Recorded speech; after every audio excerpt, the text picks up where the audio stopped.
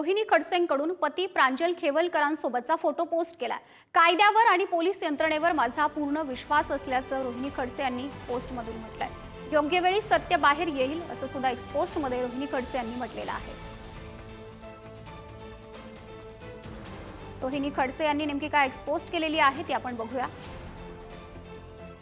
कायद्यावर व पोलीस यंत्रणेवर माझा पूर्ण विश्वास आहे। प्रत्येक गोष्टीला वेळ हेच उत्तर असतं। योग्य वेळी सत्य बाहेर येईल। जय महाराष्ट्र। रोहिणी खडसेंनी अशी ही एक्स पोस्ट केलेली आहे।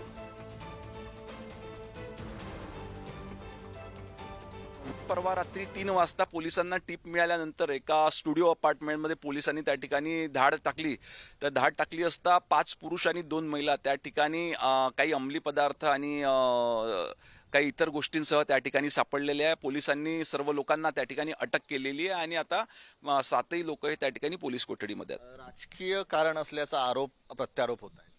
राजकीय आरोप करण्याचा काही त्या ठिकाणी उद्देश किंवा हेतू नसावा, कारण पोलिसांना कुठली माहिती नव्हती की आतमध्ये कोण त्या ठिकाणी बसला आहे। आणि याच्या आधी देखील इतिहासामध्ये पोलिसांना जेव्हा जेव्हा टीप मिळाली तर त्यांनी धाड टाकून अशा पद्धतीच्या कार्यवाही केलेल्या आहेत। हा संपूर्ण प्रकार मला संशयास्पद वाटतो। अजूनही संशयात तिथे एखादी पार्टी सुरू असेल। खडसेंच्या जावयावर 4 दिवस वॉच होता म्हणे। एवढा वॉच जर पहलगावमध्ये ठेवला असता तर ते अतिरेकी पळून नसते गेले। गिरीश महाजनच्या चेहऱ्यावरचा काल जर आसुरी आनंद पाहिला असेल तर ह्यामागे काय घडतंय आणि घडवलंय हे तुम्हाला लक्षात येईल की इतका आनंद गिरीश महाजनला का व्हावा की खडसेंचा जावई पकडला गेला किंवा त्याला अटक केली।